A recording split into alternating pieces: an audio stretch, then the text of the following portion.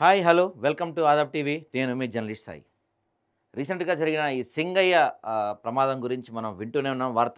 రకరకాల వార్తలు వస్తున్నాయి. వాటి గురించి తాజా రాష్ట్ర రాజకీయాల పరిణామాల గురించి వైఎస్ జగన్మోహన్ రెడ్డి గారు ఒక సుదీర్ఘమైన ట్వీట్ చేశారు. ఒకసారి ఆ ట్వీట్ మనం చదివే ప్రయత్నం చేద్దాం. దాంట్లో జగన్మోహన్ రెడ్డి గారు కొన్ని ప్రశ్నలు, కొన్ని బాణాలు సంధించే ప్రయత్నం చేశారు కూటమి ప్రభుత్వం పైన. వాటన్నిటిని కూడా చూద్దాం ఒకసారి మనం. ముందుగా ఆయన ఏమన్నారంటే, ఎన్సీబీఎన్ గారు, ఈరోజు మీరు రాజకీయాల్లో మరింత దిగజార్చారు. నేను అడుగుతున్న ఈ ప్రశ్నలకు మీరు సమాధానం చెప్పగలరా? చంద్రబాబు గారు, అసలు నా పర్యటనకు మీరు ఎందుకు ఆంక్షలు పెట్టి ఎవరూ రాకూడదని కట్టడెందుకు చేశారు? గతంలో మీరు కానీ మీ పవన్ కళ్యాణ్ కానీ తిరుగుతున్నప్పుడు మేము ఇలాంటి ఆంక్షలు ఎప్పుడన్నా పెట్టామా?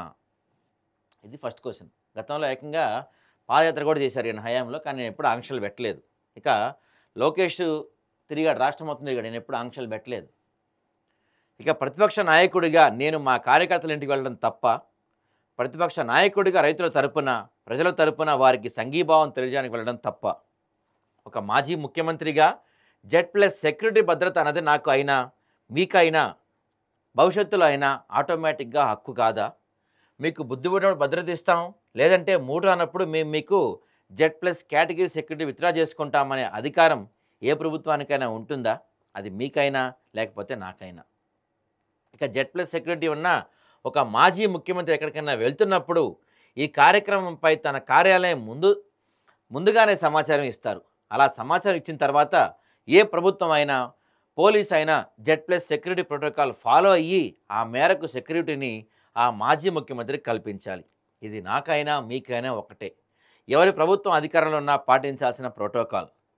మరి జెడ్+ సెక్యూరిటీతో మాజీ ముఖ్యమంత్రి ఉంటే తన ప్రోగ్రాంకు సంబంధించిన రోడ్ మ్యాప్ ఇచ్చిన తర్వాత పైలట్ వెహికల్స్, రోప్ పార్టీలు అన్నవి సెక్యూరిటీ ప్రోటోకాల్లో భాగమైనప్పుడు మరి మీ రోప్ పార్టీల జెడ్+ సెక్యూరిటీలో ఉన్న మాజీ ముఖ్యమంత్రి ప్రయాణం చేస్తున్న వాహనం చుట్టూ రోప్ పట్టుకొని ఎవరు వాహనం మీద పడకుండా చూడాల్సిన బాధ్యత ఉండదా?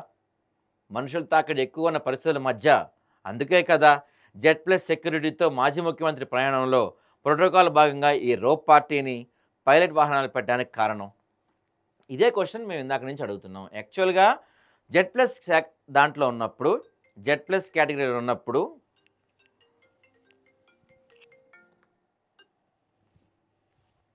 జెడ్+ కేటగిరీలో ఉన్నప్పుడు ప్రధానంగా అందించాల్సింది ఏంటంటే రోప్ పార్టీ ఉంటుంది, పైలట్ వెహికల్ ఉంటుంది. ఈ రోప్ పార్టీ ఎందుకు ఉంచుతారా అంటే జనాలు ఒక్కసారి వచ్చి మీద పడిపోకుండా చుట్టూ తాళ్ళు పట్టుకొని ఉంచుంటారు వీళ్ళు రోప్ పార్టీ వాళ్ళు. ఎందుకంటే తొక్కిసలాట జరుగుతుంది, ప్రమాదవశాత్తు ఎక్కడ వాళ్ళు వెహికల్ కింద పడిపోతే ఏమైనా ప్రమాదం జరుగుతుందా, లేకపోతే ఒక్కసారి ఆ నాయకుడు ఎవరైనా సరే ఆయన మీదకి వచ్చేసి పడిపోయి ఆయన లాగడం లాంటి ప్రయత్నాలు చేస్తారేమోనని ఒక రోప్ పార్టీ ఉంటుంది. ఆ రోప్ పార్టీ చుట్టూతా ఆ రోప్ పట్టుకొని నుంచుంటుంది. మరి ఈ జగన్మోహన్ రెడ్డి మొన్న పర్యటనలో ఈ రోప్ పార్టీ ఎక్కడుంది? పైలట్ వెహికల్స్ ఎక్కడున్నాయి? సెక్యూరిటీ బ్రీచ్ కాదా ఇది? మీరే చెప్పండి కూటమి నాయకులు.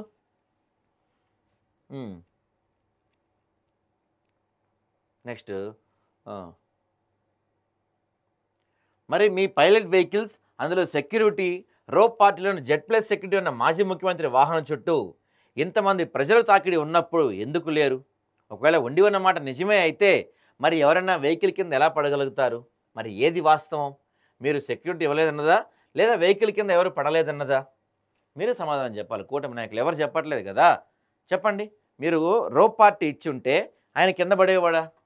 సో దీన్ని బట్టి క్లియర్గా అర్థమవుతుంది ఏంటి, ఆ వ్యక్తి చనిపోవడానికి కారణం కూడా మీరే, అంతే కదా. జెడ్+ భద్రత ఉన్న మాజీ ముఖ్యమంత్రికి బుల్లెట్ ప్రూఫ్ వాహనాన్ని కూడా గవర్నమెంటే ఇవ్వాలి. గవర్నమెంట్ డ్రైవరే ఆ వాహనాన్ని కూడా డ్రైవ్ చేయాలి. ఇది ప్రోటోకాల్. మంచి బుల్లెట్ ప్రూఫ్ వెహికల్ మీరు ప్రొవైడ్ చేయకపోతే గవర్నమెంట్ అనుమతితో నేనే నా సొంత డబ్బులతో వాహనాన్ని కొనుక్కున్నా. డ్రైవర్ మీరు అంటే గవర్నమెంట్ ప్రోటోకాలం ఇచ్చారు.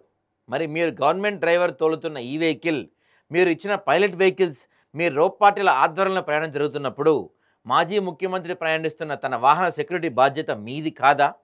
అందుకే కదా ఈ ప్రోటోకాల్. ఇక ఆ రోజు మీ ఎస్పీ ఈ ఘటన మీద ఇచ్చిన స్టేట్మెంట్ ఏంటి? మరి ఎందుకు ఈ టాపిక్ డైవర్షన్ రాజకీయాలు? ప్రతిపక్షంగా నేను ప్రెస్ మీట్ పెట్టి సుదీర్ఘంగా గతంలో మీరు ప్రజలకు ఇచ్చిన వాగ్దానాలు, హామీలపై మీరు చెప్పిన మాటలు, గతంలో మీరు ఇంటింటికి పంపించిన బాండ్లను మీ మేనిఫెస్టో, మీ అబద్ధాలను, మీ మోసాలను బయటపెడితే మీ పాలనా వైఫల్యాలను, రెడ్ బుక్ రాజ్యాంగం పేరుతో మీరు చేస్తున్న భయంకర పాలన గురించి ఎక్స్పోజ్ చేస్తే రాష్ట్రంలో విచ్చలవిడిగా అవినీతి, తద్వారా రాష్ట్ర ఖజానాకు మీ వల్ల జరిగిన నష్టాన్ని, అతలాకుతలమవుతున్న రైతులు, అక్క చెల్లెమ్మలు, పిల్లల బ్రతుకులు, వీటన్నిటికీ నేను చెబితే వాటికి సమాధానం చెప్పలేక, ప్రజల్లో మీ మీద ఉన్న వ్యతిరేకతను, నా మీద ఉన్న ప్రేమను చూసి తట్టుకోలేక మీరు దిగజారిన డైవర్షన్ రాజకీయాలు మరింత దిగజారి చేయటం అత్యంత హేయకరం. కాస్తైనా సిగ్గు తెచ్చుకొని మారండి. ఆ రోజు మొన్న దాదాపుగా 2 గంటల పాటు ప్రెస్ మీట్ పెట్టారు జగన్మోహన్ రెడ్డి.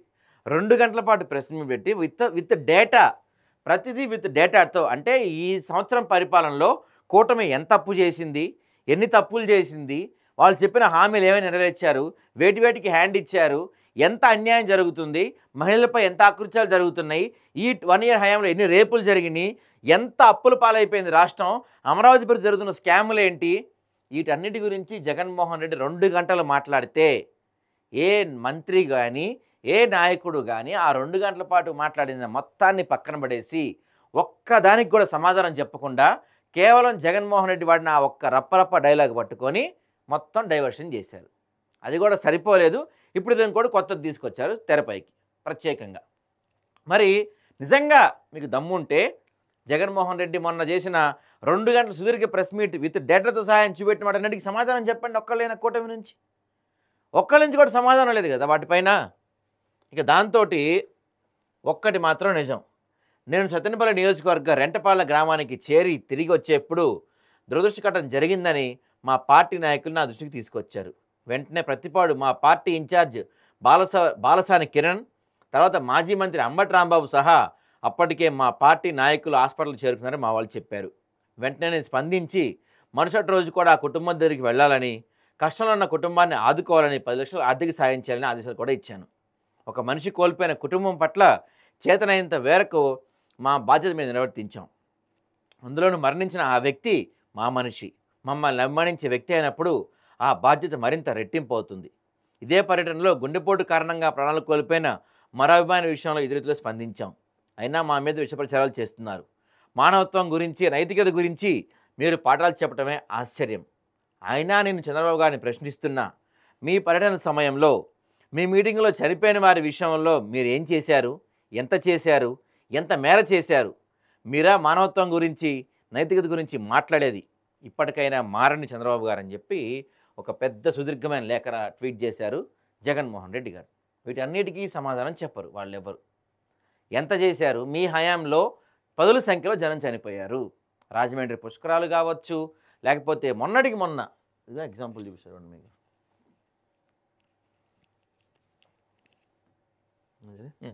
మీ హయాంలో ఎంతమంది చనిపోయారో మీకు గుర్తులేదా?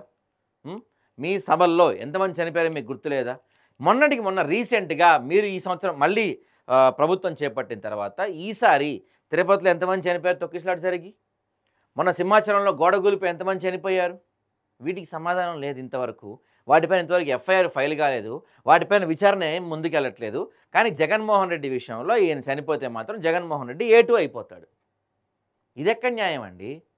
నిజంగా మీరు మాట్లాడదలుచుకుంటే, జగన్మోహన్ రెడ్డిని మీరు భూస్థాపితం చేయదలుచుకుంటే, మొన్న జగన్మోహన్ రెడ్డి 2 గంటల ప్రెస్ మీట్ పెట్టి ఆయన ఏ క్వశ్చన్స్ అయితే అడిగాడో వాటన్నిటికీ మీరు అవన్నీ అబద్ధాలు, తప్పులు నిరూపించే ప్రయత్నం చేయండి. మీ కూటమి ప్రభుత్వం అద్భుతంగా పరిపాలిస్తుందని మేము కూడా నమ్ముతాం. అలా కాకుండా ప్రతి దానికి డైవర్షన్. ఏం జరిగినా రాష్ట్రంలో ఏమైనా జగన్మోహన్ రెడ్డి వల్లే అని చెప్పి జగన్మోహన్ మీద తోసేయటం, ఆయన బ్లేమ్ చేయటం ఇంకెంతకాలం చేస్తారు? ఇప్పటికైనా కూటమి మారుతుంది అని మేము భావిస్తున్నాం. చూద్దాం ఏం జరిగిద్దో.